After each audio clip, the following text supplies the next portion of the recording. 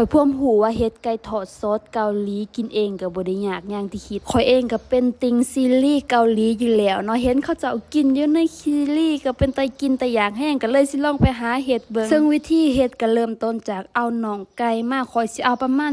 11-12น่องมาจิ้มแล้วก็มักด้วยพริกไทยกับเกลือนิดนึงปาไว้ในตู้เย็นประมาณครึ่งชั่วโมงหา1ชั่วโมงโคเวลาแล้วก็เอามาคลุกกับแป้งทอดกรอบจุ่มน้ำเย็นประมาณ5 วินาทีก็เอามาคลุกกับแป้งทอดกรอบต่อถ้าอยากได้แป้งหนาๆนี่แนะนำให้เฮ็ดแบบนี้ 2-3 หอบเนาะเจ้าว่าเฮ็ดแบบนี้มันสิให้แป้งด้านนอกเป็นเกล็ดงามๆจากนั้นก็เอาไปทอดด้วยไฟ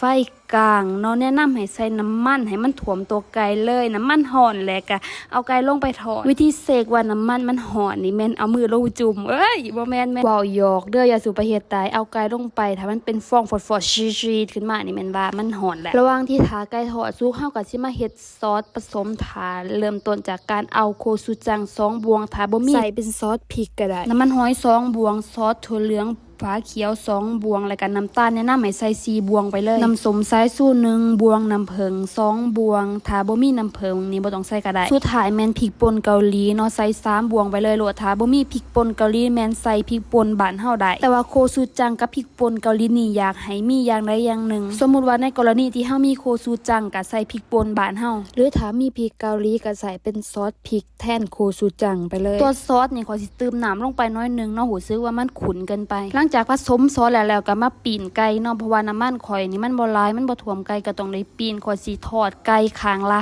5-7 นาทีแล้วแต่ไฟสำหรับไก่ทอดข่อยสิทอดเป็น2 หอบเนาะทอดสุกแล้วก็ขีมาพักปลาให้เย็นทอดหอบที่2เป็นการถอดไล่น้ำมันให้มันมีความกรอบหลายขึ้นโดยขอสิใส่ไฟแห้งถอดหอบที่2ไฟแห้งนี่ระวังให้ดีเนาะระวังไก่มันไหม้เพราะว่าเฮาถอดไฟแห้งสังเกตเบิ่งไก่มันเริ่มมีความสีเข้มๆนี่ก็ตักออกมาเลยบ่ให้มันเค็มขนาดนี้เนาะให้มันมีความเหลืองๆก็พอแหละอันนี้ข่อยก็ทอดจนเกือบไหม้ทอด2หอบนี่สิเฮ็ดให้ไก่กรอบแล้วก็กรอบดนแห้งหลังจากที่ทอดไก่แล้วเฮาก็จะมาเฮ็ดซอสกันเลยโดยเริ่มจากเอาน้ำมันแล้วก็เอากระเทียมลงไปพัดข้าวหนึ่งให้มีกลิ่นหอมแล้วก็เอาซอสที่เราผสมลงไปตอนเคี่ยวซอสแนะนำให้ใส่ไฟอ่อนๆเนาะเดียวซอสมันสิไหม้คือของข่อยลงไปใส่ไฟแห้งหลังจากซอสโฟดได้ที่แล้วก็เอาไก่ทอดของเราลงไปคลุกให้ทั่วทุกอนูของไก่ทอดตอนเคี่ยวซอสแม่นข่อยแอบเติมความเค็มแล้วก็พริกลงไปเพราะว่าหูซึกว่ามันบ่เผ็ดตอนเคี่ยวซอสนี่แม่นซิมอร่อยเนาะมักรสชาติได้นี่มันเติมลงไปเลยสุดท้ายนี่แม่นใส่ง่าขาวลงไปเนาะคนให้เข้ากันน้อยนึงก็แล้วเนาะไก่ทอดซอสเกาหลีของเราเป็นตากินแห้ง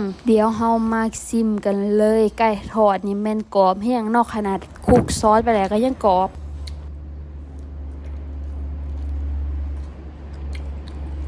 รสชาตินี่